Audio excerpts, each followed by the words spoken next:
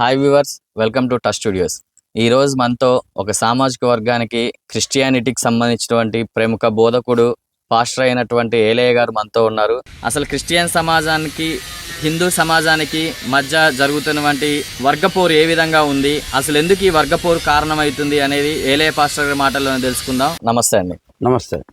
Second part వచ్చేసరికి మహిళలు బొట్టు ఎందుకు పెట్టుకోకూడదు, బైబిల్లో ఉందా? మహిళలు బొట్టు పెట్టుకోకూడదు అని బైబిల్లో ఏం లేదు. బైబిల్లో బొట్టు పెట్టుకోవాలి పెట్టుకోకూడదు అనే దాని గురించి ప్రస్తావించలేదు. బొట్టు పెట్టుకున్నాయేం లేదు, పెట్టుకోకున్నాయేం లేదు, అది వాళ్ళ సొంత అభిప్రాయం. అయితే ఇక్కడ ఎక్కువ శాతం బొట్టు పెట్టుకోరు, కొద్దిమంది బొట్టు పెట్టుకుంటా ఉన్నారు కూడా క్రైస్తవులు. అయితే అంటే ఈ బొట్టు పెట్టుకోకూడదు అనేది వాళ్ళ వ్యక్తిగతం అంటున్నారు కదా. ఇప్పుడు వాళ్ళ ఇంట్లో తల్లిదండ్రులు వాళ్ళని చిన్నప్పటి నుంచే ఒక బీజం అనేది నాటి మన క్రిస్టియన్స్ బొట్టు పెట్టుకోకూడదు అంటే వాళ్ళు పెద్ద చనిపోయే వరకు కూడా బొట్లు పెట్టుకోవట్లేదు. అది ఎంతవరకు కరెక్ట్ అంటారు మీరు? దాంట్లో తప్పు లేదు అని బైబిల్లో లేదు, బొట్టు పెట్టుకోవచ్చు అంటున్నారు. అయితే ఇప్పుడు మనం ఈ సమాజంలో అన్ని రకాల సమాజంతో మనం జీవిస్తూ ఉన్నాం. అందరూ అన్ని రకాల వాళ్ళు ఉన్నారు. అన్ని రకాలు ఉన్నప్పుడు నాకు బొట్టు పెట్టుకునే అలవాటు నాకు ఉన్నప్పుడు, మీ ఇంట్లో ఏదైనా పూజా కార్యక్రమాలు కానీ వేరే ఏమైనా ఉన్నప్పుడు మీరు దేవుని దగ్గర ఉన్నటువంటి బొట్టును తీసుకొచ్చేసి ఇన్వైట్ చేయడానికి ఏం చేస్తారు, బొట్టు పెట్టి ఇన్వైట్ చేస్తారు, రమ్మంటారు. అయితే హిందూ దేవుళ్ళ దగ్గర ఉన్నటువంటి బొట్టుని మనం దాన్ని అంగీకరించట్లేదు కాబట్టి దాన్ని పెట్టుకోకూడదనే ఉద్దేశాన్ని నేను కలిగి ఉన్నా కాబట్టి నేను అసలు పెట్టుకునే అలవాటు లేకపోతే మీరు అది బెటర్ కదా, బొట్టు పెట్టరు కదా. అంటే ఓన్లీ విగ్రహారాధన చేసిన బొట్టు పెడతారనే మీకు భయం? దాన్ని పెట్టుకోకూడదు కాబట్టి బొట్టు పెట్టుకోవట్లేదు. వేరే నార్మల్ షాప్స్ నార్మల్ గా బొట్టు పెట్టుకున్నా పెట్టుకోకుండా అది వాళ్ళ ఇష్టం. పెట్టుకోకూడదు అనేది పెట్టుకోకూడదు, ఎందుకు పెట్టుకున్నావు అని ఎప్పుడు మేము ఎవరిని అడగలేదు. నేనేమంటున్నా అంటే విగ్రహారాధన చేసిన బొట్టు మీకు పెడతారేమోనని ఒక చిన్న భయం మీలో ఉంటది కాబట్టి బొట్లు పెట్టుకోకపోతే అసలు వాళ్ళు బొట్టు పెట్టుకోరు కానీ ఎవరు రారు. అది పెట్టుకోవాల్సిన అవసరం లేదు, ఎవరు రారు, దానికి అంత ఇంపార్టెంట్ ఏం లేదని నా ఉద్దేశం. ఇప్పుడు బొట్టు పెట్టుకోకుండా షాప్ లో నుంచి ఇప్పుడు ఇవ్వండి ఎగ్జాంపుల్, ఇది సీల్ కూడా తీయలేదు, ఓకేనా? సీల్ తీయలేదు, 5 రూపీస్ కుంకుమ ప్యాకెట్ పక్కనున్న స్టోర్ నుంచి తెప్పించావు. ఇది జస్ట్ కుంకుమ మాత్రమే, ఎటువంటి పూజలు చేయలేదు, దీనికి పూజలకు ఎటువంటి సంబంధం లేదు, మీ జీసస్ కాడ పెట్టలేదు, హిందూ దేవుళ్ళ కాడ పెట్టలేదు. ఈ బొట్టుని మీరు పెట్టుకుంటారా లేదా మీ ఇంట్లో సంబంధించిన మహిళలతో పెట్టిస్తారా? అయితే ఇప్పుడు నాకు బొట్టు పెట్టుకునే అలవాటు లేదు. అయితే నేను ఎందుకు లేదు అంటున్నా, ఎందుకు లేదు? నాకు పెట్టుకోవాలనే ఇంట్రెస్ట్ లేదు. నాకు ఆ ఇంట్రెస్ట్ పోవడానికి కారణం ఏంటి? కారణం ఏం లేదు, విగ్రహారాధన చేసిన బొట్లు పెడతారేమో అని చెప్పి మీరు ఇంట్రెస్ట్ తెచ్చుకోలేదు దాని మీద. ఇంట్రెస్ట్ తెచ్చుకో, ఇది అది కాదు కదా, ఇది అది కాదు, మరి పెట్టుకోవచ్చు కదా. నేను అనే మాట ఏంటంటే పెట్టుకోకూడదు ఖచ్చితంగా అనే మాట కాదు. నాకు పెట్టుకునే అలవాటు లేదు కాబట్టి పెట్టుకోవట్లేదు, అంతే తప్ప. అలవాటు అనేది ఎందువల్ల చేసుకోలేదు అంటే ఇదే రీజన్ అదే. నేను మరి ఇప్పుడు ఇది అది కాదు కదా, కాదు కానీ నేను పెట్టుకునే అలవాటు లేదు కదా, ఎందుకు పెట్టుకోవాలా? ఎందుకు పెట్టుకోకూడదు? ఇది అది కానప్పుడు మీ శరీరానికి రంగే అంటే నేను పెట్టుకోవద్దని అనట్లేదు. నేను చంపకు పూసుకుంటారా? ఇది ఒక రంగులాగా భావించి రంగులాగా నేను ముట్టుకుంటా పట్టుకుంటా. చంపకు పూసుకుంటారా? చంపకు పూసుకుంటే ఏముందండి, ఏడ పూసుకున్నా ఏం లేదు. నేను బొట్టు పెట్టుకుని అలవాట్లేదు, ఏడ పూసుకున్నా ఏమీ లేదు, అందులో డౌట్ ఏం లేదు. Clear clarification. నాకు ఒక విషయం ఏంటంటే ఇప్పుడు బొట్టు పెట్టుకోవటందుకు మామూలుగా బయటకు వెళ్ళేటప్పుడు స్టిక్కర్స్ అవి పెట్టుకుంటుంటారు, ఆడపిల్లలు వాడుతూనే ఉంటారు. అమ్మా ఎందుకు పెట్టుకున్నావు, నువ్వు పెట్టుకోబాకని మేము దాన్ని ఖండించట్లేము. ఎందుకు ఖండించట్లేము? మీరు కానీ మీ ఇంట్లో లేడీస్ కానీ మీకు సంబంధించిన కుటుంబీకులు కానీ ఈ బొట్లు పెట్టుకోవడానికి మీరు ఒప్పుకోరు. ఏ బొట్లు? ఈ బొట్టు, కుంకుమ బొట్టు. అది వాళ్ళకి ఇష్టమైతే పెట్టుకోవచ్చు. ఆ ఇష్టం లేకుండా చేసింది మీరే కదా, వాళ్ళ మీద రుద్ది. మనం చేయటమే ఉండదు దానికి. ఇప్పుడు బొట్టు ఇప్పుడు పని చేద్దామండి, ఇదే లైవ్ ని సండే రోజు మీ చర్చ్ లో పెడతా, 1 కేజీ బొట్టు ఆడ పెడతా, మీ జీసస్ కాళ్ళ ముందే పెడతా కొనుక్కొచ్చి. మీరు ఒక పాస్టర్ కదా, మీలో ఉన్న వాళ్ళకి ఒక్కసారి మీ ఒక పాస్టర్ లాగా ఇక్కడ బొట్టు ఉంది పెట్టుకోండి అని చెప్తే ఎంతమంది పెట్టుకుంటారు? అది వాళ్ళ ఇష్టం అండి. ఎంతమంది పెట్టుకుంటారు? ఇష్టం ఉన్నా లేకపోయినా ప్రతి ఒక్కరు పెట్టుకుంటారు. ఎందుకంటే అది వాళ్ళ మీ మీద వాళ్ళకున్న నమ్మకం. పాస్టర్ గారే పెట్టుకోమన్నారు కాబట్టి పెట్టుకోవచ్చు అని. అట్లే ఇదే పాస్టర్ గారు మీరు ఏ బొట్లు పెట్టుకోవద్దు అంటే పెట్టుకోవట్లేదు వాళ్ళు. క్రిస్టియన్ మహిళలందరికీ మా టచ్ స్టూడియో ద్వారా ఏం చెప్పాలనుకుంటారు చెప్పండి ఈ బొట్టు గురించి? క్రిస్టియన్ మహిళలకు విగ్రహారాధన కాడ చేసినటువంటి బొట్టు మాత్రం ఎంత మాత్రం బొట్టు పెట్టుకోకూడదు. మామూలుగా వాళ్ళకి పెట్టుకోవాలని ఇంట్రెస్ట్ ఉంటే పెట్టుకుంటే తప్పు కాదు. ఏ బొట్టు పెట్టుకోవచ్చు? మామూలుగా బుట్ట ఆ? కుంకుమ బుట్ట మీరన్న స్టిక్కర్సా? స్టిక్కర్సే కానీ కుంకుమే కానీ పసుపే కానీ ఏదైనా కానీ ఇప్పుడు దేవుని కాడిది ఇప్పుడు విగ్రహారాధనకు సంబంధించింది కాదు ఇదే కానీ కుంకుమ ఇదే ఇదే అదే కుంకుమ అదే కుంకుమ ఇదే కుంకుమ ఉమ్. మీ జీసస్ కి పూజిస్తే పెట్టుకోవచ్చా? జీసస్ కి మేము కుంకుమతో ఎందుకు పూజిస్తాం? మేము విగ్రహారాధన పూజించం మీరు కదా. చేయట్లేదా? చేయట్లేదుగా చేయట్లేదా? చేయట్లేదుగా చేయట్లేదా? అస్సలు విగ్రహం లేదా? లేదుగా జీసస్ కి విగ్రహం అనేది లేదా? లేదుగా లేదు. లేదు విగ్రహం లేదు, అసలే లేదు. అసలే అసలు లేదు. విగ్రహం లేదు. మేము విగ్రహారాధన చేయము, పూజలు ఇలాంటి జీసస్ కి విగ్రహం ఉందా లేదా?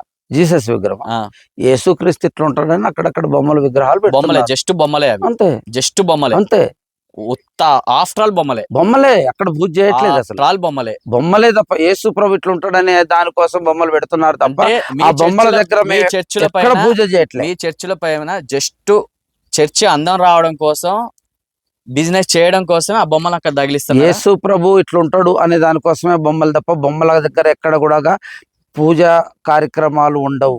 ఎక్కడ కూడా పూజలు బొమ్మ దగ్గర నిలబడి ఎక్కడ పూజలు చేయట్లేదా? పూజలు చేయరు. ఎక్కడ విగ్రహారాధనకు సంబంధించినటువంటిది నేను సమాజంలో మాట ఎక్కడ యేసు ప్రభు విగ్రహం అయినా కానీ నాకు పూజ చేయరు. సమాజంలో ఎక్కడ పూజలు చేయట్లేదా? ఎక్కడ ఎక్కడ ఎక్కడ చేయట్లేదు. ఎక్కడ చేయట్లేదు. నేను వీడియోతో సహా మీ ముందు పెడతా. ఇప్పుడు చేస్తే ఏం చేస్తారు?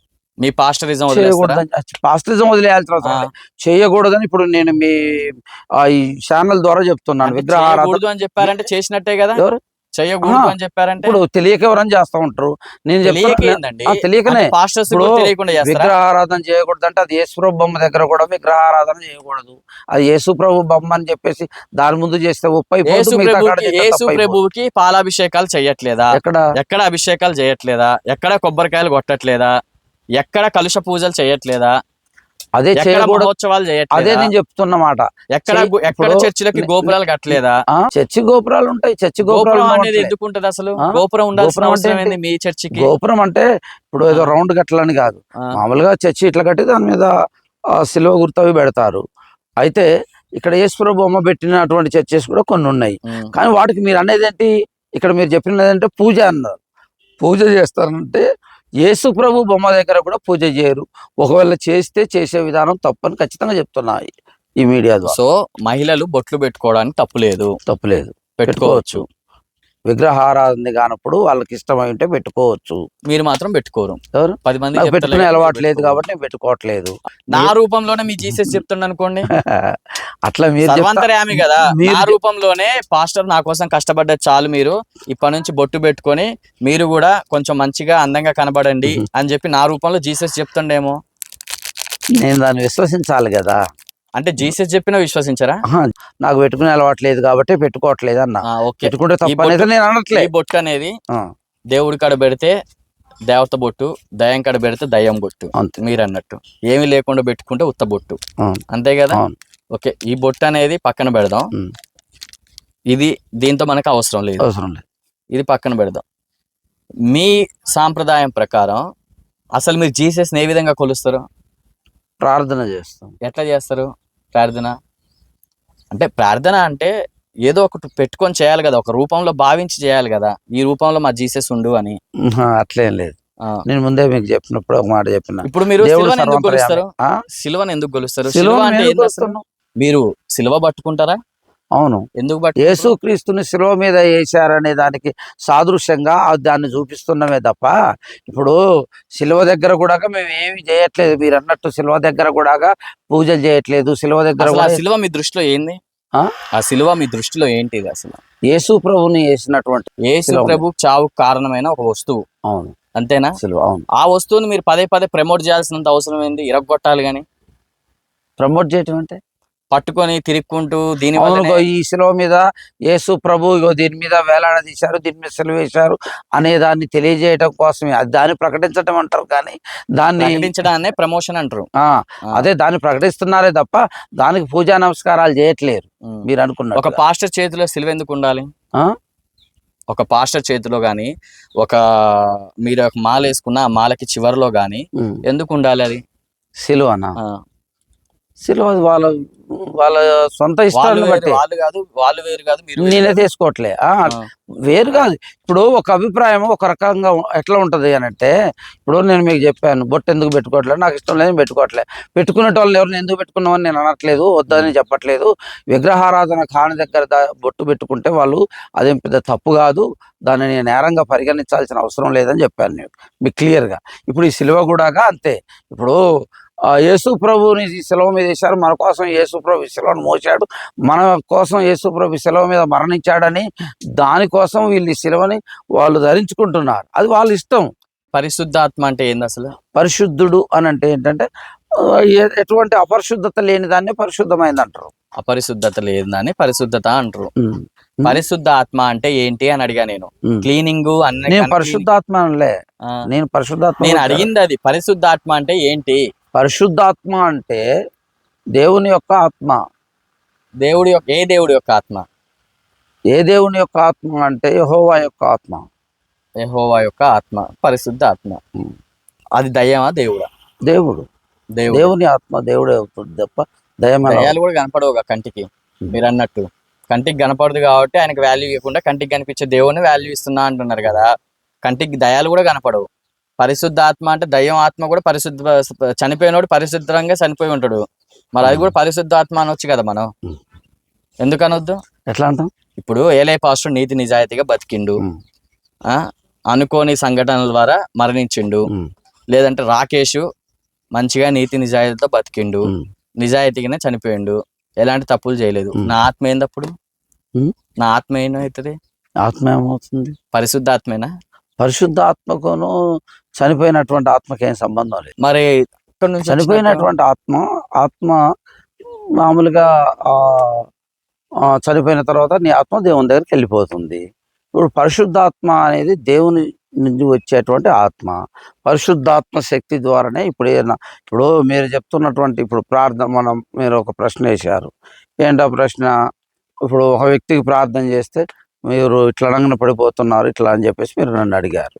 అయితే పాయింట్ అది కరెక్టే. ఇప్పుడున్న ప్రజెంట్ పాస్టర్స్లలో అంటే జీసస్ వాళ్ళతోనే ఉంటాడా? ఇప్పుడు పాస్టర్స్ కొంతమంది ఏంటంటే ఒక పేరు చెప్పి నాకు జీసస్ నాతో మాట్లాడారు, ఒక పేరు చెప్పి లేవంగానే ఓం బూమ్ బుష్ అనగానే వాళ్ళు పడిపోతారు, కాళ్ళు చేతులు మంచిగా లేస్తున్నాయి. అట్లాంటి శక్తులు మీ కాడ కూడా ఏమైనా ఉన్నాయా? నా కాడ అట్లాంటి శక్తులు లేవు, నేను అట్లాంటివి ఏం చేయట్లేదు. ఇప్పుడు ఒక వ్యక్తికి అనారోగ్యంగా ఉన్నప్పుడు ప్రార్థన చేస్తాం. ప్రార్థన చేసినప్పుడు అతను బాగుపడవచ్చు, బాగుపడకపోవచ్చు, దేవుని ఇష్టం, దేవుని నిర్ణయం. నేను చేస్తే కాదు అది. ఇప్పుడు నాకేం శక్తి లేదు, నేను దేవునికి ప్రార్థన చేస్తాను, తండ్రి ప్రార్థన బాగు చేయండి, ఈయనకు అనారోగ్యం ఉంది, ఈయన అనారోగ్యం తీసేయండి అంటున్నాం. దేవునికి ఇష్టమైతే పరిశుద్ధునిగా వాడిని శుద్ధునిగా చేసి వాడు వాడుకున్న రోగం పోగొడతాడు, బాగుపడేటట్టుగా దేవుడు చేస్తాడు. అంటే ఇప్పుడు ఇన్స్టెంట్ ఇట్లా అనగానే బాగుపడేది మొత్తం నిజమే అంటారు. ఏది? అది నిజమని నేను అనలేదు కదా, మీతో చెప్పారా? నేను ఇప్పుడు మీరే అన్నారు కదా దేవుడు బాగా చేస్తాడని. నేను అన్న మాటలో ఉన్న మీరు ఆంతర్యాన్ని మీరు బాగా ఆలోచన చేయండి. ఒక వ్యక్తికి అనారోగ్యంతో ఉన్నప్పుడు నాకు నా శక్తిని బట్టి నేనేం చేయట్లేదు. ఆ దేవుడు బాగా చేయడానికి ఎంత టైం తీసుకుంటాడు?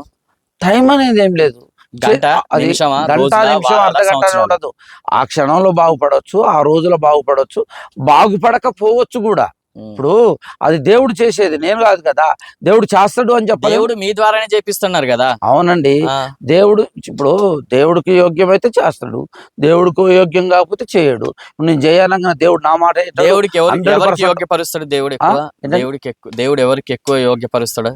ఎవరికి ఎక్కువ అంటే ఎలాంటి పర్సన్స్ కి దేవుడు చూపు ఎక్కువ ఉంటది? వాళ్ళకి ఎక్కువ తక్కువ ఏం లేదు, దేవుడు అందరి వైపు చూస్తాడు. కల్వారి సతీష్ బ్రదర్, అనిల్ కుమార్, ఇంకా సంథింగ్ కన్వర్టెడ్ క్రిస్టియన్స్ అనిల్ వీళ్ళు చాలా మంది ఉన్నారు. ఇప్పుడు వాళ్ళందరూ ఒక ప్రార్థన పెడతారు, కొన్ని లక్షల మంది అటెండ్ అవుతారు. నువ్వు లే అనగానే లేస్తాడు, వాడు కుంటుకుంటూ ఇక్కడికి వస్తాడు, దైవం అంటాడు, దేవుడు అంటాడు, దేవత అంటాడు. హిందూ దేవతలను కూడా పేర్లు చెప్తారు, నేను ఎల్లమ్మని, లేదంటే నేను గ్రామ దేవతనని చెప్తారు. నువ్వు మా కాడు ఉండొద్దు అని చెప్తాడు, మంత్రం చదువుతా చదువుతాడు, వెళ్ళిపోతారు. అంటే అక్కడ ఏందన్నట్టు అర్థం? పిల్లలు మొగుడితో సంబంధం లేకుండా దేవుని నమ్ముకో, నీకు పిల్లలు పుడతారు అంటారు, మంత్రం చదువుతారు, నెక్స్ట్ సండే కల్లా నేను ప్రెగ్నెంట్ అని వచ్చి కూర్చుంటారు. ఇదంతా నిజమేనా అసలు? ఏది ఇప్పుడు నేను చెప్పిందంతా అది నిజమే అంటే ఇప్పుడు నాకు ఎట్లా తెలుస్తుంది? ఇప్పుడు నేను అనే మాట ఒకటే, ఇప్పుడు మీకు ఇక్కడ నేను అబద్ధం అంటా, మీరేమంటారు? ఇప్పుడు నేను దాన్ని అబద్ధం ఇంత ఎక్స్ప్లెనేషన్ అవసరం లేదు. ఎక్స్ప్లెనేషన్ ఎక్స్ప్లెనేషన్ ఇస్తున్నారు అంటే మీరు దాని అబద్ధం అని అంటే మిగతా సంఘాల నుంచి మీకు ఒత్తిడి అట్లా ఇప్పుడు నేను నీకు ఫస్ట్ చెప్పేటప్పుడు ఒక మాట చెప్పా క్లియర్ గా, ఒక వ్యక్తికి అనారోగ్యమైంది, నన్ను ప్రార్థన చేయమని, అదంతా వేరే. నేను ప్రార్థన చేసిన, నిజంగా తగ్గకపోవచ్చు, బాగు చేసేవాడు దేవుడు. నిజంగా అనారోగ్యం ఉన్న వాళ్ళకి బాగు చేసేవాడు దేవుడు. కావాలని నాటకం ఆడిచ్చేటోడు ఖచ్చితంగా తగ్గుద్ది అని అట్లా ఏం లేదు. ఈ నాటకం కూడా దేవుడే ఆడిచ్చేది. ఏది? దేవుడు 10 మందిని సెలెక్ట్ చేసి మీరు చేసే ప్రతి పని దేవుడి ద్వారానే, దేవుడే నిర్ణయిస్తాడని మీరే ఒప్పుకుంటారు. మీరు చేసే దొంగ వ్యవహారాలకి, మీరు చేసే మంచి వ్యవహారాలు కూడా దేవుడే కదా. ఇప్పుడు సమాజంలో నేను అది కూడా చెప్పాను మీకు, మంచివాడు ఉంటాడు, చెడ్డవాడు ఉంటాడు. ఎవరు ఏదో చేస్తున్నారని చెప్పేసి నేను ఆ చెడ్డ వాళ్ళ పేర్లు డైరెక్ట్ చెప్పా, మీరు చెప్పలేకపోతున్నారు. దానికి కారణం ఏంటి? వెనకేసుకొస్తున్నారా? వెనకేసుకోవడం ఏం లేదండి. ఇప్పుడు కార్యం జరగవచ్చు, జరగకపోవచ్చు. జరుగుద్ది అని ఖచ్చితంగా ఎట్లా చెప్తాం? జరగలేదు ఉత్తది అని ఎట్లా చెప్తావు? ఇప్పుడు ఒక వ్యక్తికి ఇప్పుడు ఆ ప్రార్థనను బట్టి వాడు స్వస్థపరచబడవచ్చు, కొంతమంది దొంగ పాస్టర్స్ వల్ల నీతి నిజాయితీ ఉన్న పాస్టర్స్ కి ఎంతవరకు నష్టం జరుగుతుందంటే మీరేం చెప్తారు? సమాజంలో అన్ని రకాల ప్రజలు ఎట్లా ఉంటారో అన్ని రకాల మతాలలో కూడా, ఇప్పుడు మనం పాస్టర్స్ గురించి రావట్లేదు, మా నీతిమంతులను వస్తుందని నేను అనట్లేదు. పాస్టర్లు కూడా చెడ్డవారు ఉన్నప్పుడు వాళ్ళు కూడా చెడ్డవారు అని చెప్పి పేపర్లో వస్తుంది. దొంగ బాబాలు ఉన్నారు, వాళ్ళు ఉన్నారు, ఇట్లా మోసం చేసిరని వాళ్ళ గురించి కూడా వస్తుంది. ఇవన్నీ మనం చదువుతున్నాం. చెడ్డ పని చేసినోడు ఎవడైనా చెడ్డ పని చేసినట్టే లెక్క, కానీ వాడిని వెనకేసుకు రావడం ఏం లేదా. నేను అనే మాట ఏంటంటే, ప్రసాదం ఎందుకు తినరు? ఏది ప్రసాదాలు ఎందుకు తినరు? మానవ శరీరంలోకి ఒక వేస్ట్ పోయి వస్తుంది అనుకోవచ్చు కదా, అట్లనే తినొచ్చు కదా. విగ్రహారాధన సంబంధించింది తినకూడదనే ఉద్దేశంతో తినట్లేదు మేము, దాన్ని అర్పించట్లేదు, మేము తినట్లేదు. ఇప్పుడు మీతో తినిపియాలి అంటే ఏం చేయాలి? ఏం చేయాల్సిన అవసరం లేదు. ఇప్పుడు విగ్రహారాధన వేరే, అసలు దేవుడు ఉన్నాడని మనం ఒప్పుకోవట్లేదు కదా, వేరే కాడ చేసిందని మనం ఎందుకు తినటం? వేరే దేవుడు లేనప్పుడు ఒప్పుకున్నప్పుడు, వేరే దేవుడు లేదని ఒప్పుకున్నప్పుడు, అందరి దేవుళ్ళు ఒకటే అయినప్పుడు ఏ దేవుడి కాడ పూజిస్తే ఏంది మీకు? నేను అనేది ఒకటే మాట, వేరే దేవుడి దగ్గర చేసిన దాన్ని అందరి దేవుళ్ళు ఒకటే కదా. ఎవరు? అందరి దేవుళ్ళు ఒకటే కదా. జీససే ఒక్కడు. జీసస్ రాముడు జీససే, హనుమంతుడు జీససే, విష్ణు జీససే, శివుడు జీససే. అందరి దేవుళ్ళు జీసస్ అని మీరు అంటున్నప్పుడు అందరి దేవుళ్ళు జీసస్ అని నేను అనలేదు. దేవుడు అందరు ఒకటే, దేవుడు ఒక్కడే దేవుడు. జీసస్ అందరి రూపాల్లో కాదు, జీసస్ అందరి రూపాల్లో ఉండు మీరు అన్నట్టే. ఎందుకు తినరు? మీరు రుద్దుతున్నారు. అది మీరు ఒక సాధారణ మహిళలకి, సాధారణ పర్సన్స్ కి మీరు తినొద్దు. ఎందుకు? దాంట్లో మీకు ఒక చిన్న లోపం ఉంటది. ఈ ప్రసాదం తింటే దీనికి అలవాటు పడతారు, మనసుకు నచ్చిద్ది, మనసుకు నచ్చితే ఎప్పటికీ కావాలనుకుంటారు, కాబట్టి వీళ్ళని ఇక్కడితోనే కట్ చేయాలి అని మీలో ఉన్న మైండ్ సెట్ ని వాళ్ళలోకి రుద్దుతున్నారు ఒక పాస్టర్ గా. అట్లా ఉండదు అట్లా అస్సలే ఉండదు. తినడానికి ఏమైతుంది? ఇప్పుడు ఈ చెట్టు ఉంది, ఈ చెట్టుని ఒక వనదేవతగా నేను పూజిస్తా, జీసస్ గా మూరి పూజించండి. నేను అక్కడ ఉన్న ప్రసాదం తింటా, జీసస్ గా మీరు దేవుడు సృష్టించిన సృష్టిని పూజించటానికి నేను దాన్ని ఎట్లా అంగీకరిస్తా? ఇప్పుడు దేవుడు సృష్టించినటువంటి సృష్టిలోని వస్తువులు ఇవన్నీ మీరు అంగీకరించదు. మీరు జీసస్ నాన్ననే దేవుడు కాదని అంగీకరించిన వాళ్ళు చెట్టుని ఏం అంగీకరిస్తారులే గాని మీరు అంగీకరించదు. నాననలేదు, జీసస్ నే అంగీకరించట్లే దేవుడు అని. మీరు దేవుడు ఒక్కడే అన్నప్పుడు ఎవరు ఒక్క పేరే చెప్పాలి మీరు. అవును, ఒక్కడే దేవుడు. మరి రెండు దేవుళ్ళు ఎట్లా వచ్చారు? లేదు, ఒక్కడే దేవుడు. మరి మళ్ళీ మొదటికి వచ్చారు, మళ్ళీ ఫస్ట్ నుంచి రావాల్సి వస్తుంది. చూద్దు, యెహోవాయే దేవుడు, దేవుని కుమారుడుగా యేసుక్రీస్తు భూమి మీద జన్మించాడు. ఎందుకు తినకూడదు? ఇప్పుడు కష్టజీవులు ఉన్నారు, వాళ్ళు రోజంతా కష్టపడితే వాళ్ళకు రోజుకో 200 కూలి డబ్బులు వస్తాయి. కూలి డబ్బులు వస్తాయి కదా, ఆ కూలి డబ్బులు వచ్చిన దాంట్లో 10వ భాగం మీకు ఎందుకు ఇవ్వాలి? 10వ భాగం ఎందుకు ఇవ్వాలి అనేది బైబిల్ రూల్. దశమ భాగం బైబిల్లో ఉందా? అది బైబిల్. దశమ భాగం అనేది దేవునికి కానుకగా సమర్పించాలి. చెప్తున్నా, నేనేమంటున్నా అంటే 10వ భాగం దేవుడి కానుక అంటున్నారు, కరెక్టే. మేము పోయినా గానీ హుండీలో ఇస్తాం. కాకపోతే ఎక్కడ కూడా ఏ పురాణాల్లో గాని, గుడికి గాని, ఎక్కడ గాని మీరు ఇయ్యాల్సిందే అని ఎక్కడ మాకు రాసలేదు. మీరెందుకు బైబిల్లో మెన్షన్ చేశారు దాన్ని 10వ భాగం ఇయ్యాల్సి? కొంతమంది పాస్టర్స్ అయితే డైరెక్ట్ 10వ భాగం ఇవ్వకపోతే నువ్వు కష్టాల్లోనే బతుకుతావు అని కూడా బ్లాక్మెయిల్ చేస్తున్నారు. అది ఎంతవరకు కరెక్ట్? బ్లాక్మెయిల్ చేయడం కరెక్ట్ కాదు, అది కరెక్ట్ అని నేను అంటలేదు. పెద్ద ప్రవక్తలే బ్లాక్మెయిల్ ఏం లేదు. అయితే ఇవ్వాలి అనేది బైబిల్ రూల్. ఇవ్వకపోతే కూడా దాన్ని మేము ఖచ్చితంగా రూల్ అనేది చూసారా? రూల్ అనే దాంట్లోనే అర్థమవుతుంది ఆ డిక్టేషన్ అంటే. రూల్ అంటే ఇయ్యాల్సిందే. అవును, బైబిల్లో ఉన్నటువంటి ఒక ఆజ్ఞ. ఖచ్చితంగా ఇవ్వాలి అనేది ఒక ఆజ్ఞ. ఆజ్ఞ అయితే పెట్టాల్సిన అయితే అవసరం చెప్పండి, ఏముందంటున్నా. చెప్పనివ్వండి. అయితే ఇవ్వాల్సిందే, ఖచ్చితంగా నువ్వు ఇవ్వకపోతే బాగోదు అని చెప్పేసి అక్కడ పీడించట్లేదు. ఇస్తే ఆల్రెడీ తీసుకుంటున్నావు, ఇవ్వకపోతే ఏంటి? పీడించట్లేదు కాదు, ఆల్రెడీ అదే చేస్తున్నారు. బైబిల్లో లేదు పెట్టారు. లేదు లేదు కొంతమంది ఇస్తారు. ఇప్పుడు నేను ఒక మాట చెప్తాను సరే, మీరు అడుగుతున్నారు కాబట్టి నేను ఒక మాట చెప్తున్నా. ఇప్పుడు దేవునికి సందా ఇచ్చేటువంటి దాంట్లో మీరు అంటున్నారు. హిందూస్లలో కూడా ఫోటోస్ చాలా మంది ధనికులు ఉన్నారు. వాళ్ళు కూడా ఇవ్వద్దు, సేవా కార్యక్రమాలు చేయొద్దు అనట్లే. మేము వాళ్ళు ఇచ్చినటువంటి ఈ దశమ భాగం డబ్బుల్ని వ్యక్తిగతంగా మేము వాటిని సంపాదించుకోవడం కోసం ఇంకో దానికి ఉపయోగించాం. దాన్ని మేము ఏం చేస్తామంటే, ఒకటి ఆ సేవకుడు పోషించబట్టేందుకు వాడతాడు. డబ్బులలో అధికంగా వస్తే అవి సేవా కార్యక్రమాలకే వినియోగిస్తాం. ఇంకోటి దశమ భాగం అన్నారు కదా, ఇప్పుడు మీరు అన్నట్టు హిందూస్లలో పోతున్నారు, ముడుపులు కడుతున్నారు, మాకు అది కావాలి ఇది కావాలని కోరుతున్నాం. కానీ మాకు ఏ దేవుడు కానీ, ఏ ప్రవక్త కానీ, ఏ బుక్కులలో కానీ మీరు ముడుపులు కట్టండి, ముడుపులలో డబ్బులు కట్టండి, డబ్బులు ఇవ్వండి, మీరు సంపాదించిన దాంట్లో దశమ భాగం. ఇప్పుడు నాకు 1,00,000 రూపాయలు వచ్చినా నేను 1 రూపాయి వేస్తే చాలు. 10 రూపాయలు, నీకు 1,00,000 రూపాయలు వచ్చిన దశమ భాగం 10,000 అయ్యాని ఎవరు అడగరు. మీ దాంట్లో దశమ భాగం అంటే 10%. 1,00,000 రూపాయలు వస్తే 10,000 వేయాల్సిందే దశమ భాగం అని బైబిల్లో రాసింది. మా దాంట్లో అట్లా లేదు. 10,000 వచ్చినా రూపాయి వేసినా కాదు, 1/2 రూపాయి వేసినా చాలు. ఇంత ముడుపులో 11 రూపాయలు, నువ్వు 1,00,00,000 రూపాయలు కోరుకో 11 రూపాయలు ముడుపు కట్టుకున్నా చాలు, రూపాయి ముడుపు కట్టినా చాలు. మీ దాంట్లో దశమ భాగమే అని ఎందుకు మెన్షన్ చేశారు? 10% అంటే లెక్కలు చూసుకొని రాశారు. అది లెక్కలు చూసుకొని రాయడం ఏం లేదు, దానికి కండిషన్ కూడా ఖచ్చితంగా మీరు వాటిని ఇవ్వాల్సిందే అని మేము ఎవరి దగ్గర బలంత వసూలు చేయట్లేదు. అయితే దశమభాగం ఇవ్వాలనేది బైబిల్లో అది ఒక రూల్ కాబట్టి దేవుడు చెప్పాడు. రూల్ అంటే rule is rule for all. అది బెగ్గర్ అయినా, రిచ్ పర్సన్ అయినా, దేవుడు బిడ్డలైనా, ఎవరైనా సరే 10 రూపాయలు సంపాదించాడు రూపాయి ఇస్తాడు. గుడికాడ బెగ్గర్ చేసే కాడ నుంచి కోట్లు సంపాదించే బిజినెస్ మ్యాన్ దాకా 10% ఒకటే రేట్ ఫిక్స్ చేశారు. మీరు దేవుడే 10% ఫిక్స్ చేశాడు. ఒకటే రేట్ అంటే అది హై కాదు. ఇక్కడ నీకు అన్నది ఏంటంటే 10 సంపాదించినోడికి రూపాయి అవుతుంది. ఒక మాట అండి, 10 రూపాయలు సంపాదించినోడు రూపాయి అంటున్నారు కదా, ఆ రూపాయి కోసం వాడు ఎంతసేపు ఆడ కూర్చోవాలి తప్పదు. అంటే 10% ఇవ్వడం కోసం కూర్చోవాల్సిందే. 10% ఇవ్వడం కోసం కూర్చోట్లే, 10% ఇవ్వడం కోసం కూర్చోట్లే. దాని కష్టార్జితంలో నుండి అతను సంపాదించుకున్న తప్పు లేదు, వాళ్ళు ఇవ్వడంలో తప్పు లేదు, ఇవ్వాలి. ఎందుకంటే దేవుడి సొమ్ము అందరి సొమ్ము, దేవుడికి ఇస్తే, దేవుడికి మనం రూపాయి ఇస్తే 10 రూపాయలు మనకి ఇస్తాడు అనేది అన్ని మతాల్లో ఉన్నది ఒక పద్ధతి. కాకపోతే దశమ భాగమే ఇవ్వాలి అనేది రాంగ్ పద్ధతి. ఏం లేదు. ఇప్పుడు నీకున్న నీ కష్టార్జితంలో నుంచి ఈ యొక్క దేవుని యొక్క పని జరిగించటం కోసం నువ్వు 10% ఇచ్చి మిగతా 9 రెట్లు నువ్వు తీసుకొని వాడుకోవచ్చు. దానివల్ల నీ కుటుంబం ఆ లెక్కలు ఎందుకు అంటున్నా, 9% నువ్వు వాడుకో, 1% నాకు ఎందుకు అనాలి మనం? దేవుడు రాసింది అంటే చెయ్యాల్సిందే.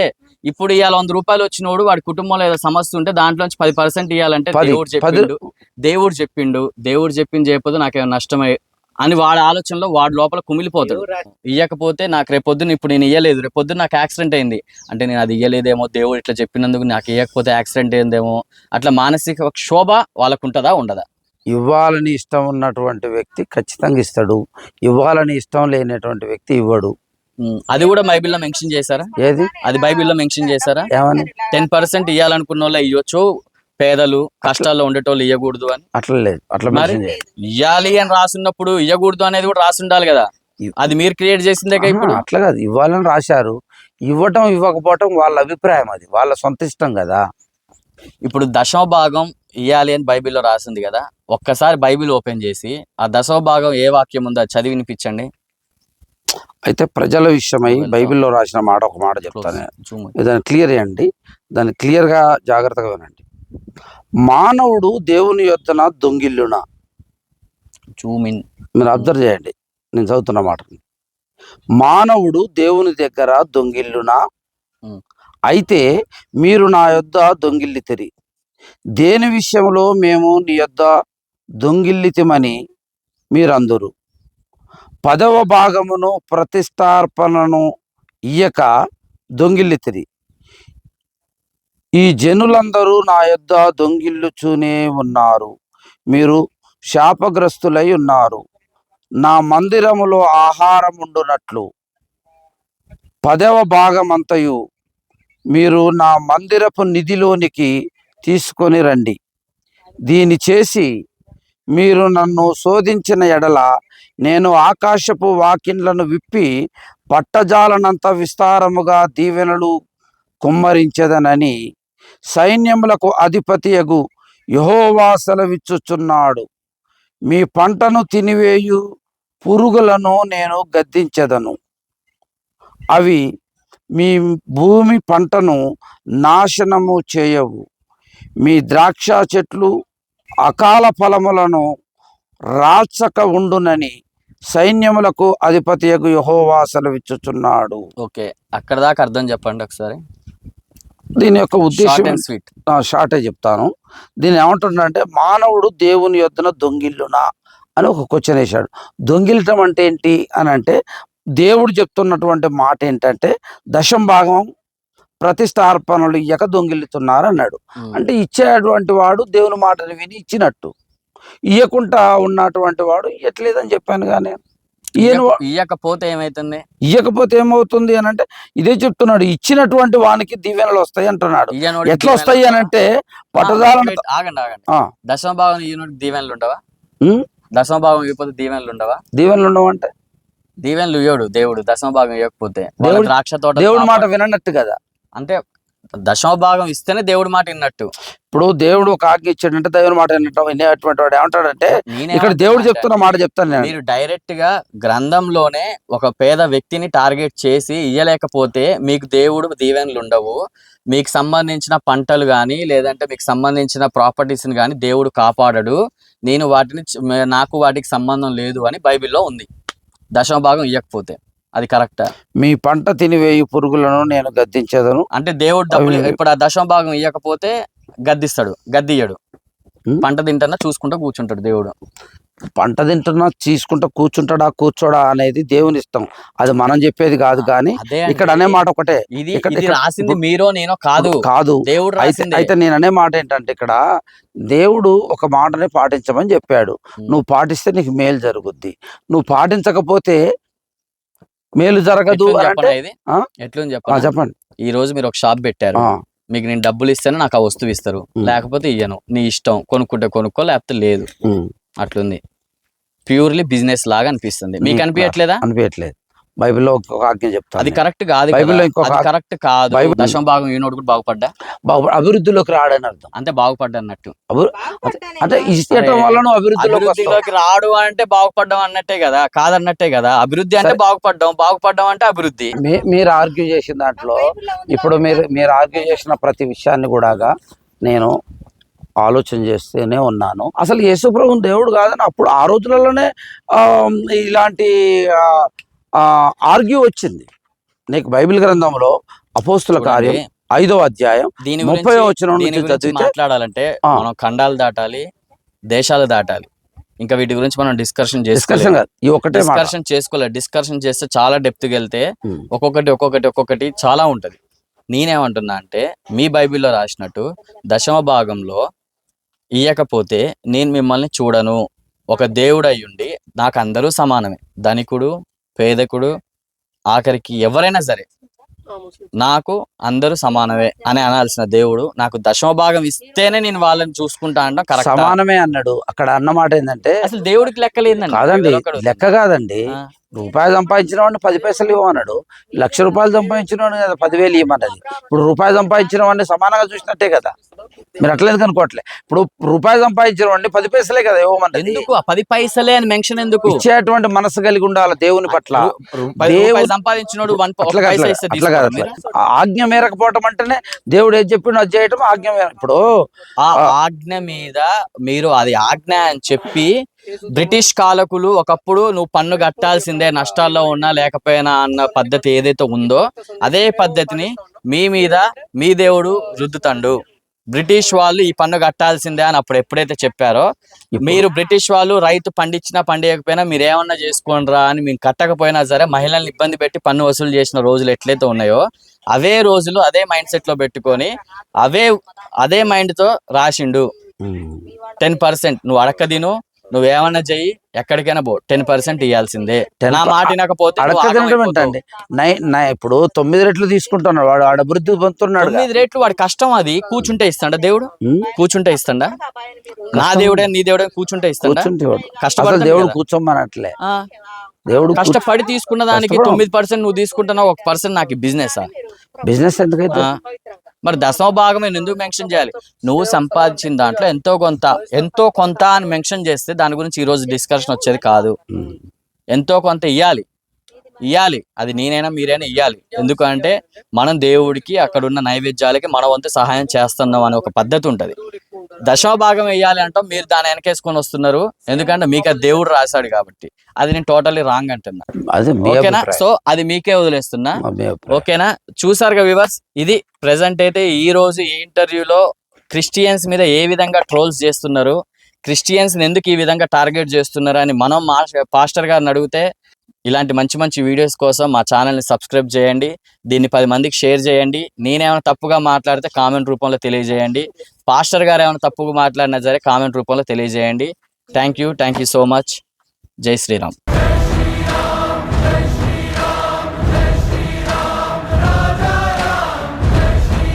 Keep in touch. Please touch subscribe button.